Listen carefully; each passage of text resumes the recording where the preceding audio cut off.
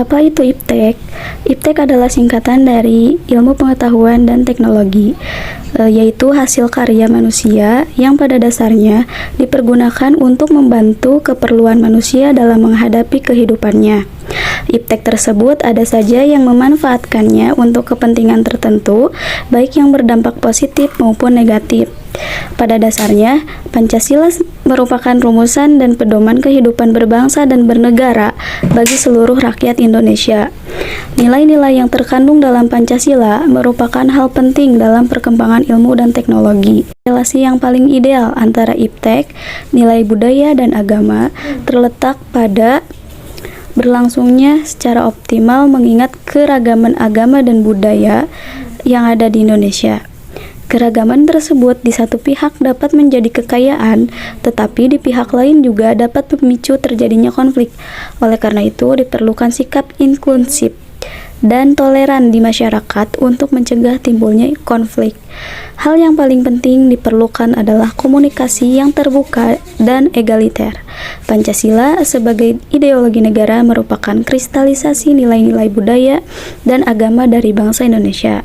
Pancasila sebagai ideologi bangsa Indonesia mengakomodir seluruh aktivitas kehidupan bermasyarakat, berbangsa, dan bernegara.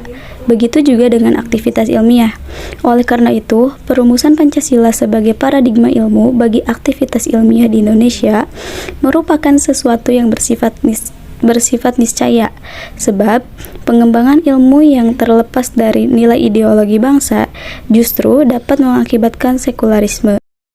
Bangsa Indonesia memiliki akar budaya dan religi yang kuat dan tumbuh sejak lama dalam kehidupan masyarakat, sehingga ketika pengembangan ilmu itu tidak berakar pada ideologi bangsa, maka sama halnya dengan membiarkan ilmu berkembang tanpa arah dan orientasi yang jelas.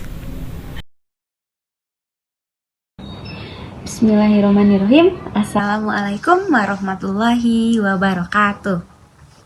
Pertama-tama dan yang paling utama, marilah kita panjatkan puji dan syukur kehadirat Allah Subhanahu wa Ta'ala yang Maha Kuasa. Atas kudrat dan iradahnya, kita semua bisa berkumpul dan menyaksikan video dari kelompok kami, yaitu kelompok 6.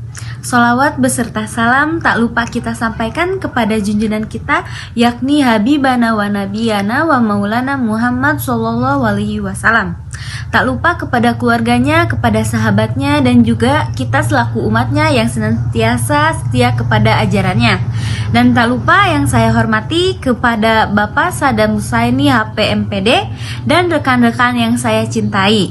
Ya, baik, yang akan memaparkan materi yang pertama tentang eksistensi ilmu pengetahuan dan prinsip-prinsip berpikir ilmiah yang akan disampaikan oleh rekan saya, yaitu Saudara Adia Azikra Akbar. Kepadanya saya persilakan. Eksistensi ilmu pengetahuan dan prinsip-prinsip berpikir ilmiah. Nah, di poin pertama ada eksistensi ilmu pengetahuan. Kelahirnya ilmu pengetahuan menandai lahirnya peradaban modern yang serba terukur. Perkembangan tersebut kemudian diikuti dengan kecenderungan memposisikan ilmu pengetahuan secara parsial antara hakikat, proses, dan nilai guna, atau ontologi, epistemologi, dan aksiologi. Pengembangan ilmu pengetahuan. Perkembangan ilmu pengetahuan tidak hanya sebagai sarana kehidupan masyarakat manusia, tetapi sudah tersubstansialkan substansif IPTEK. Nah, telah menyentuh semua lini kehidupan secara ekstensif dan dapat mengubah budaya manusia secara intensif. Fenomena perubahan tersebut tercermin dalam masyarakat yang sedang mengalami masa transisi, yaitu yang pertama ada masa transisi masyarakat berbudaya agraris tradisional menuju masyarakat dengan budaya industri modern, dan yang kedua ada masa transisi budaya etnis kedaerahan menuju budaya nasional kebangsaan. Yang ketiga, masa transisi budaya nasional kebangsaan menuju budaya global mondial. Dan yang keempat, batas-batas sempit menjadi terbuka dan eklentisme, namun tetap toleransi adanya pluriformitas sebagaimana digerakkan oleh paham postmodernis. Nah, perkembangan ilmu pengetahuan tidak dapat dilepaskan dari mekanisme keterbukaan terhadap koreksinya, yang kemungkinan untuk mencari alternatif pengembangannya melalui kajian, penelitian, eksperimen. Karena setiap pengembangan ilmu pengetahuan harus ada validasi dan reliabilitas agar dapat dipertanggungjawabkan, baik berdasarkan kaidah-kaidah keilmuan maupun berdasarkan sistem nilai masyarakat di mana ilmu itu dikembangkan. Yang pertama adalah pengembangan dari ontologi atau pengalaman ontologi dapat memberi landasan bagi penyusun asumsi dasar teoritis dan membantu terciptanya komunitas interdisipliner dan multidisipliner, membantu pemetaan masalah kenyataan, batas-batas ilmu dan kemungkinan kombinasi antara ilmu. Dan yang kedua adalah pengembangan dari epistemologi yang berkaitan dengan sumber pengetahuan, sumber kebenaran, cara memperoleh kebenaran, kriteria kebenaran, proses sarana, dasar-dasar kebenaran, sistem prosedur, dan strategi. Dan yang ketiga adalah pengembangan dari aksiologi yang berkaitan dengan pertimbangan nilai etis, moral, religius. Nah, dalam penemuan, penerapan, dan pengembangan ilmiah, yang pertama ada berpikir secara objektif, yaitu dengan cara memandang masalah apa adanya, terlepas dari faktor-faktor subjektif, misalnya faktor perasaan, keinginan, emosi, atau keyakinan. Dan yang kedua adalah berpikir secara rasional, yaitu dengan cara menggunakan akal sehat yang dapat dipahami dan diterima oleh orang lain. Yang ketiga, berpikir secara logis, yaitu dengan cara menggunakan logika, tidak mengandung unsur pemikiran yang kontradiktif dan selalu rasional. Yang keempat, selalu berpikir secara metodologis, yaitu dengan cara menggunakan metode keilmuan yang khas dalam setiap berpikir dan bertindak. Misalnya induktif, deduktif, sintesis, hermeneutik, dan intuitif. Dan yang terakhir adalah berpikir secara sistematis, yaitu dengan cara berpikir dan bertindak menggunakan tahapan langkah prioritas yang jelas. Ya, baik, terima kasih kepada Saudara Adia Zikra Akbar yang telah memaparkan materinya tentang eksistensi ilmu pengetahuan dan prinsip-prinsip berpikir ilmiah.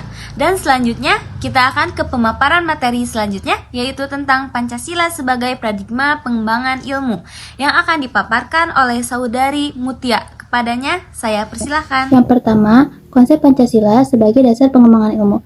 Pancasila sebagai dasar nilai pengembangan ilmu dapat mengacu pada beberapa jenis pemahaman.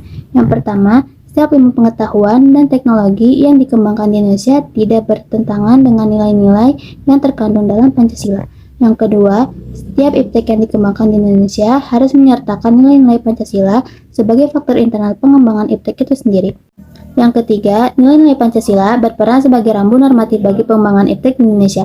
Artinya, mampu mengendalikan iptek agar tidak keluar dari cara berpikir dan cara bertindak bangsa Indonesia.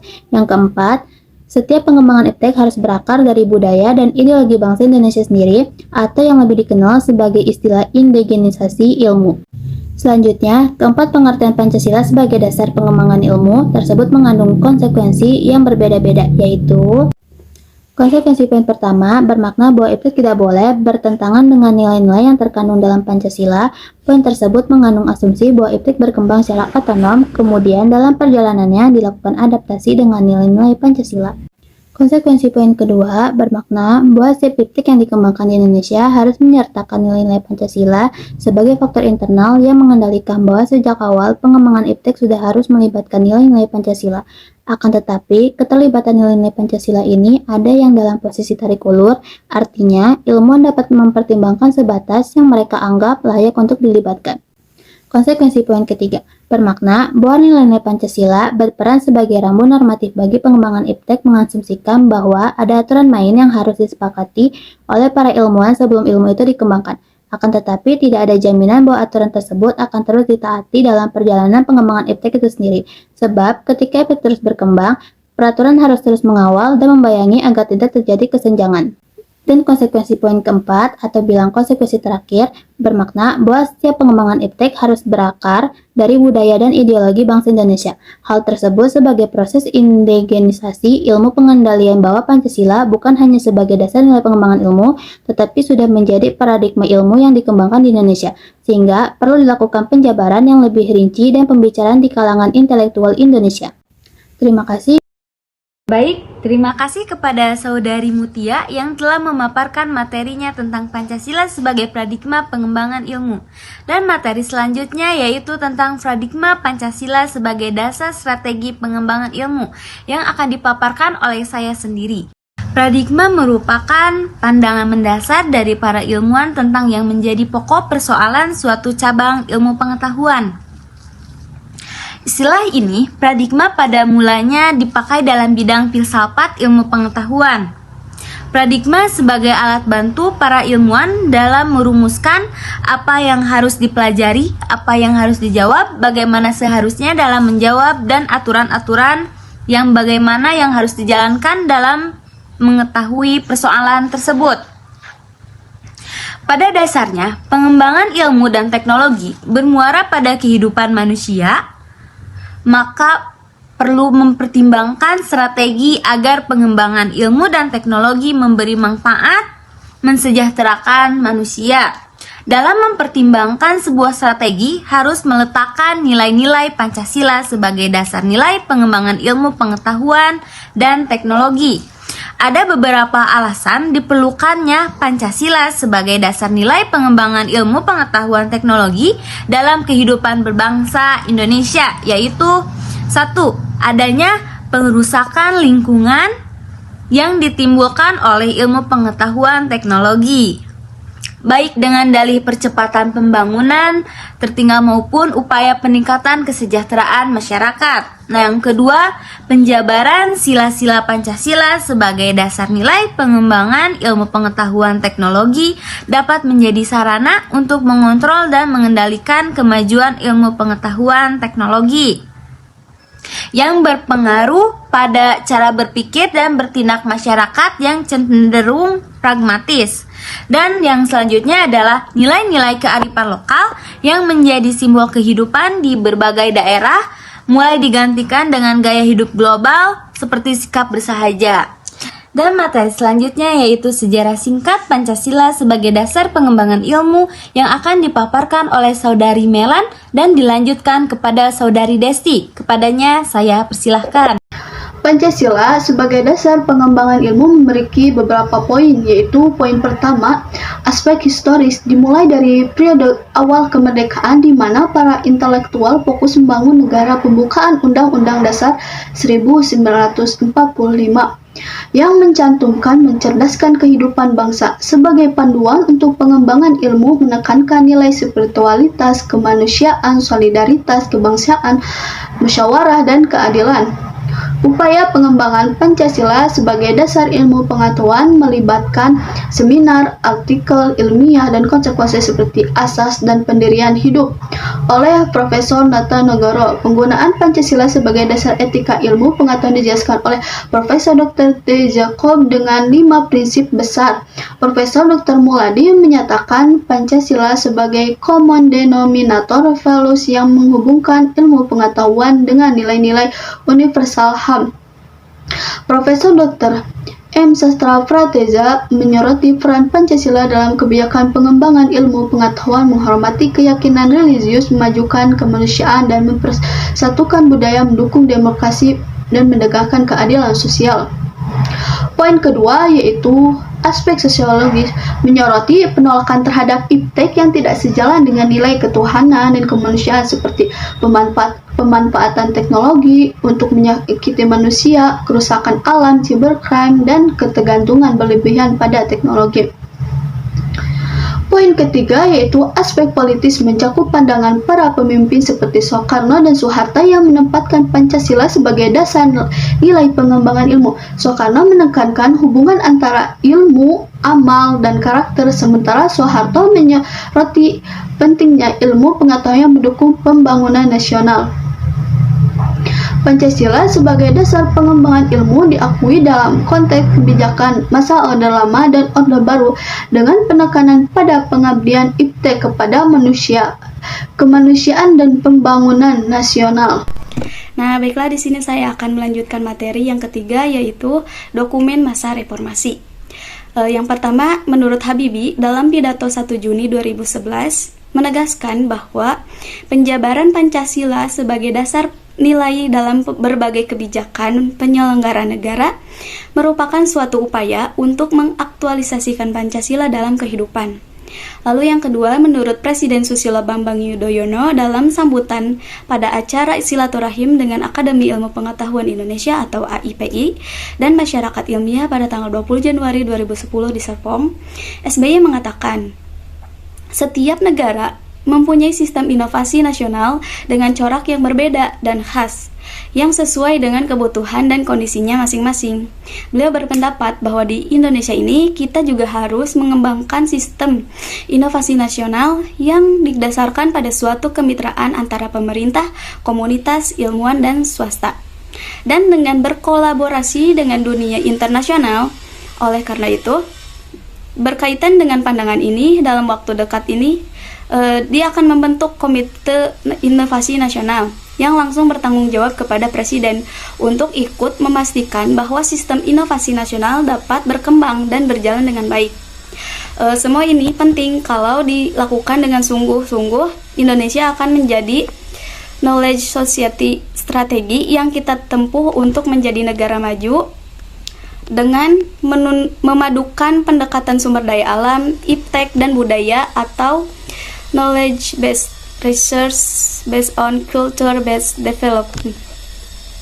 Nah, jadi dari beberapa dokumen di atas, maka dapat disimpulkan bahwa sumber politis dan Pancasila sebagai dasar nilai pengembangan iptek lebih bersifat apologis karena hanya memberikan dorongan kepada kaum intelektual untuk menjabarkan nilai-nilai Pancasila lebih lanjut.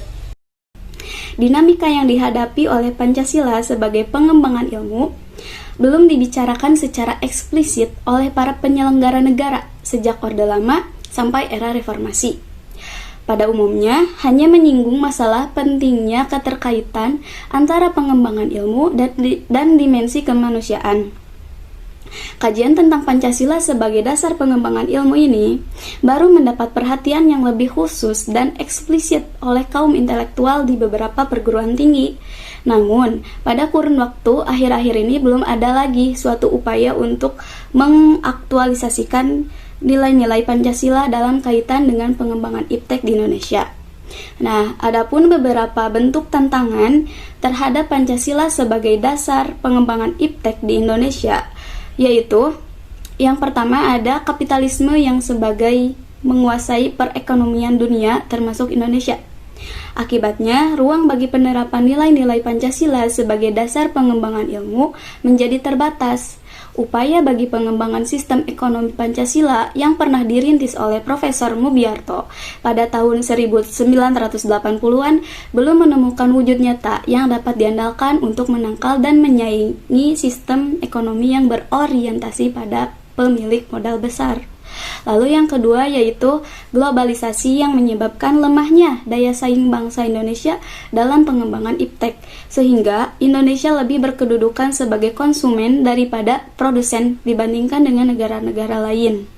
Dan yang ketiga yaitu konsumerisme yang menyebabkan negara Indonesia menjadi pasar bagi produk teknologi negara lain yang lebih maju ipteknya.